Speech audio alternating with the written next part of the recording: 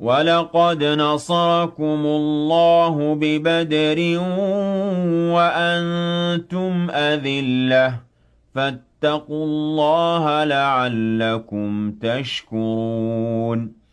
بالعالمين وصلى الله على نبينا محمد وآله ومن والاه. Alors, si nous sommes là, si on entend le mot Badr directement, là c'est touchant. On arrive à comprendre dans la religion qu'il y avait des hommes qui nous ont précédés avec la foi. Masha'Allah.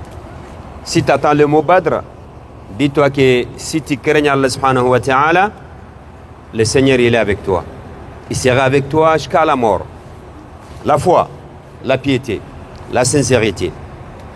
Ici Badr, il y a 3 endroits ou 4 endroits qu'on vous montre. On dit là d'abord, si on parle de la bataille de Badr, c'était lieu ici. 1. Et la mosquée, vous voyez devant la mosquée blanche, c'était là où le prophète sallallahu alayhi wa sallam il était stationné. Il demandait le Seigneur subhanahu wa ta'ala pour les gens de Badr.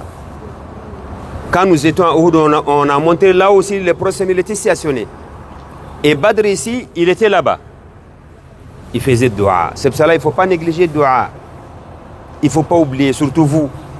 Nous, on est voyageurs. En même temps, on fait l'umrah. Là, nos doigts, Allah répond subhanahu wa ta'ala. Donc, c'est pour cela, dans vos prières, pensez à faire dua pour les autres aussi. Pour vous, pour vos familles, pour tout le monde et pour les autres aussi. Surtout le moment de tawaf. Le moment qu'on boit Zamzam, ainsi de suite, il ne faut pas négliger le dua. C'est pour cela que le prophète sallam s'est isolé avec Abu Bakr Siddiq à côté. Il demandait le Seigneur subhanahu wa ta'ala. Et troisième endroit, on a montré aussi les panneaux que vous voyez derrière, là où il y a les noms des 14 martyrs, ici à Badr. Et le cimetière, c'est là. On arrive à tirer quelques leçons. Mais il faut savoir le verset qui est marqué juste au-dessus de le nom des martyrs. Vous avez les 14 noms. Allah a dit un verset dans Sourate Al-Imran. وَلَقَدْ نَصَرَكُمُ اللَّهُ بِبَدْرٍ وَأَنْتُمْ أَذِلَّةٌ فَاتَّقُوا اللَّهَ لَعَلَّكُمْ تَشْكُرُونَ. Allah nous a dit qu'il nous a aidés. Allah vous a secouru le jour des Badr, or vous êtes peu. C'est pour cela qu'on a dit leur nombre. C'était 300 et quelques. Il y en a des 314, 313.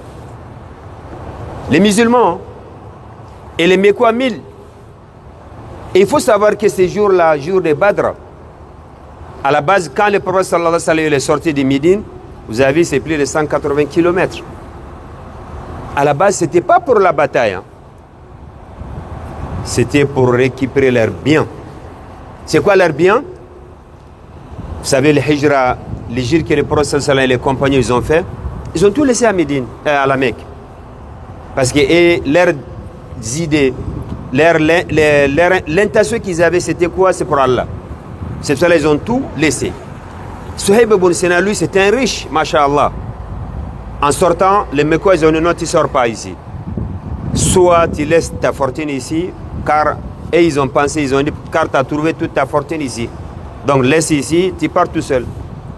Il a préféré de laisser sa fortune, de rejoindre le prophète sallallahu alayhi wa sallam.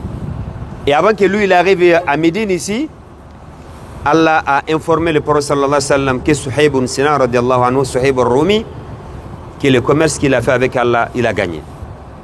C'est-à-dire qu'il a préféré Allah que l'argent. Donc, ça c'est un exemple. Les musulmans, ils ont laissé leur bien. Et les Mécois, maintenant, ils se sont procurés de ces biens, de ramasser ces biens, d'aller faire des commerces en Cham avec, en Syrie. Parce qu'avant leur commerce, vous savez, c'était 2 endroits. Rihlat al-Shita'i wa Sayf. Pendant l'hiver, ils partent au Yémen. Et l'été, ils vont où? Au Cham. Maintenant, l'argent des musulmans, ils ont ramassé maintenant, et avec des caravanes pleines, hein, Abu Sufyan, c'est lui, il était responsable. D'aller faire des commerces avec. Il achète des marchandises là-bas, il ramène. Et le prophète sallallahu alayhi wa sallam, il était informé par le Seigneur subhanahu wa ta'ala. Alors le prophète sallallahu alayhi wa sallam, il a dit aux musulmans, c'est votre droit. Ce n'est pas la bataille. Hein. Allez-y récupérer vos biens que les Mécois ils ont retirés. C'est ça la base. Selon là, il faut compréhension des Ghazwat Badr. Au début, ce n'était pas la bataille. Ce n'était pas de guerre au début. Et ils sont sortis pour aller récupérer leurs biens, on est tous d'accord que c'est tout à fait normal. Mais maintenant, Abu Sufyan, lui, c'était quelqu'un, il connaissait vraiment des choses comme il faut. Lorsqu'il s'est rapproché d'ici, si on prend quand même les ordures des chameaux, de voir, excusez-moi le terme, le caca des chameaux, et tout de suite, lui, il a constaté, il a dit, ah, ça montre qu'il y a des chameaux qui sont pas loin d'ici, et ça montre qu'on n'est pas loin de Médine. Et tout de suite, donc, il a changé la route. Il a changé le chemin. Et dans Surat Al-Anfal, Allah nous a dit وَإِذِ يَعِدُكُمُ اللَّهُ إِحْدَى الطَّائِفَتَيْنِ أَنَّهَا لَكُمْ. Allah il a dit ça dans Surat Al-Imran. Allah nous a parlé dans Surat Al-Anfal. Dans Surat Al-Imran aussi, nous a bien parlé ce qui concerne Ghazwat Badr. Mais le problème, Abu Sufyan, il a réussi quand même à échapper avec les caravanes. Donc il a informé les Mécois que voilà, ça va. Ça, il sauve, il n'y a pas de problème. Mais lorsqu'il a dit ça, ils ont dit, mais le fait que les musulmans, ils ont voulu, ils avaient l'intention de récupérer leurs biens, ils n'ont pas aimé ça. Or, c'est leur bien. Ils ont dit, maintenant, il faut qu'on vienne de combattre les musulmans ici. Déterminés. Plus de 200 caravanes. Or, les musulmans, il n'y avait que 2 chameaux seulement. Il y a des rois qui disent que 70 chameaux. Mais chez vous, 2 chevaux. Et quand même, uniquement plus de 200. Parce qu'ils étaient déterminés. C'est pour cela qu'on arrive à voir, comme j'ai dit au début, il faut qu'on craigne Allah subhanahu wa ta'ala. Comme Allah il a dit, fattaqullaha la'allakum tashkurun. Craignez Allah, vous allez réussir. Et d'être reconnaissant vers les biens d'Allah subhanahu wa ta'ala. C'est pour ça, c'était pendant le Ramadan. Premier Ramadan en islam. Deuxième année de l'égide du prophète sallallahu alayhi wa sallam. 17e jour du Ramadan. Donc c'était pas facile. Hein? Mais alhamdulillah, avec tout ça, ils sont venus les musulmans. Le prophète sallallahu alayhi wa sallam a dit, ah, on avait l'intention d'aller récupérer nos biens, mais c'est changé. Parce que ce n'était pas la bataille, comme je dis, je répète encore. Mais vu que c'est changé quand même à une bataille, maintenant il faut qu'on soit déterminé. C'était des gens pieds. Ils ont dit, ah, si c'est la bataille, nous on retourne. Non, non, ils ont dit, ben on part. On est avec toi. On ne dit pas comme les gens de Moussa alayhi salam, ils ont dit à Moussa, non. On est avec toi, on sera avec toi. C'est pour ça que le prophète sallallahu alayhi wa sallam, ce jour, il a fait beaucoup de doigts.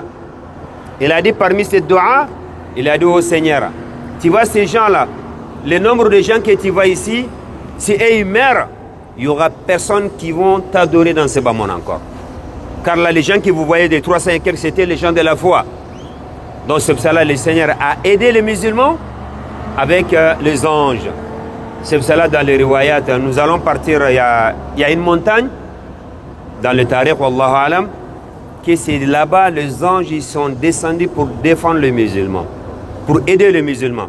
Mais on sait quand même que les anges, ils ont aidé les musulmans. Car Allah, il a dit dans le verset dans Al-Imran, وَلَقَدْ نَصَرَكُمُ اللَّهُ بِبَدْرٍ وَأَنْتُمْ أَذِلَّةٌ. Et les croyants, les compagnons, ils ont constaté que oui, effectivement, il y avait les anges. Ils n'ont pas vu les anges, mais souvent tu vois quelqu'un, tu te rapproches de la personne et d'un coup tu vois qu'il n'y a plus de tête. Ou il y en a, tu vois par terre sans tête. C'est là le prophète a confirmé que vous n'étiez pas tout seul. Les anges, ils étaient avec vous. Grâce à votre foi, Allah subhanahu wa ta'ala. Donc nous aussi, c'est des leçons. Il ne faut pas qu'on pense qu'on est beaucoup. Sinon là, les jours de Badr et les jours de Uhud, les musulmans étaient, parmi les deux lesquels ils étaient beaucoup. Alors, il y en a qui dorment, des beaux mais dorment. Ils étaient combien? Les jours de Badr et les jours de Uhud. Ils étaient plus dans quel? Ah, donc Uhud, ils étaient plus que. Donc là, moins nombreux que là-bas. On est d'accord? Mais même malgré tout ça, ils ont réussi grâce à Allah subhanahu wa ta'ala. C'est ça, on arrive à comprendre. On a dit hier, quand nous étions, ou avant-hier, quand nous étions à Uhud, on a dit il y a 70 martyrs qui sont tombés là-bas. Mais par contre, ici, il y a 70, mais quoi, ils sont tombés. Et les musulmans, il y a combien de musulmans ils sont tombés ici? On a dit 14, il y a leur nom ici. Et parmi même, il y a une famille, il y a 3 personnes dans la même famille. Et la différence qu'on peut dire, c'est quoi d'après vous? On a dit il y a 70 martyrs de Uhud. Et ici, ils ont tué 70 Mécois. Les musulmans, il y a 14 tombés ici, et Uhud, c'est le contraire. Hein. Vous avez compris, je pense. Et c'est quoi la différence? Là-bas, ils ont désobéi le prophète sallam. Ici, c'était l'obéissance de Allah subhanahu wa ta'ala. Et d'autres choses, la différence. 70 Mécois, ils sont tombés ici. Ils ont capturé également. Idem. Combien? 70. Ça, on arrive à comprendre que l'islam, c'est une religion de la paix. Le prophète sallallahu alayhi wa sallam, ces 70-là, il n'a pas fait de mal avec eux. C'est-à-dire, il n'a pas torturé, il n'a pas... Non, non, rien. Et surtout, il demande aussi, parce qu'il y avait parmi ces 70, comme on sait que ce jour-là, Zainab, il n'était pas là. Et le mari de Zainab, on sait, lui, il était parmi les 70. C'est qui Zainab? La fille du prophète sallallahu alayhi wa sallam. Elle était à la Mecque, elle n'était pas là en ce moment. Également aussi, Ousmane, lui, il n'était pas venu. Pourquoi Ousmane, radiallahu anhu? Qui il était malade? Sa femme, qui? Aïcha? Fatima? Roqiya. Non, non, alors, sa femme, c'était Roqiya. Ousmane, il n'est pas venu parce que de rester à côté de sa femme. Ça aussi, ça montre que l'islam n'est pas négliger les femmes. Arrêt maladie? Ça montre que l'islam, toujours on préfère, ou il faut privilégier toujours les malades, les femmes, ainsi de suite. Ce sera le prophète, il a dit, de rester à côté de son épouse. Et le retour, ils ont trouvé que son épouse, elle est décédée, Ruqayya radiallahu anha. Et qui a succédé à la chambre de Ruqayya? Sa petite sœur qui? Maman Dakita. Maman, Cheikh Harouna Kadogogir Mamanga. C'est Umm Kulsoum. Donc l'histoire, vraiment, si on est là, on a beaucoup de choses à vous dire. Mais il fait un peu chaud, on va essayer de raccourcir ici. Comme ça, on va à la mosquée. Là où le prophète il est resté, des faits de dua. Donc nous aussi, on vous demande de faire beaucoup de dua. Il ne faut pas négliger de dua. Tu es malade, tu as des soucis, je ne sais pas quoi. Dis que le Seigneur est wa huwa ala kulli shay'in qadir. Il est capable de tout. Vu qu'il a pu aider les gens de Badr ici, on lui demande qu'il nous aide aussi. Mais pourquoi il a aidé les gens de Badr? C'était avec la foi. Ils sont restés derrière le prophète sallam. Et après nous aussi, il faut que toujours on reste derrière Allah subhanahu wa ta'ala et son messager. Et après, il y a qui du khair qui vient. Également, il faut qu'on soit reconnaissant. La'allakum tashkurun. Soyez reconnaissant vers Allah subhanahu wa ta'ala. La santé que le Seigneur vous a donnée, les biens que le Seigneur vous a donnés, les enfants, ainsi de suite. Il y en a, ils n'ont pas ça. Il y en a, ils n'ont pas ça. Donc si tu as ton an, tu dis Alhamdulillah. Est-ce qu'Alhamdulillah seulement suffira?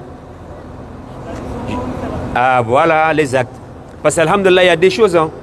Il y en a qui disent Alhamdulillah, mais ils ne sortent pas l'argent. Hein. Il faut faire le deux. Alhamdulillah avec la langue. Également, tu as un peu de bien, donne ceux qui n'en ont pas. Tu as un peu de force, aide ceux qui vraiment ils n'ont pas la force, ainsi de suite, et après le reste, yakun khair bi'idhnillah. Donc la mosquée, et après la montagne aussi, comme j'ai dit dans le tariq, Wallahu alam, que c'est de là-bas les anges ils sont descendus. Nous allons passer là-bas, Inch'Allah, bi'idhnillah. نتمنى الله التوفيق والسداد وأن يجعل عملنا كله في رداه هذا وصلى الله على نبينا محمد وآله وصحبه أجمعين سبحانك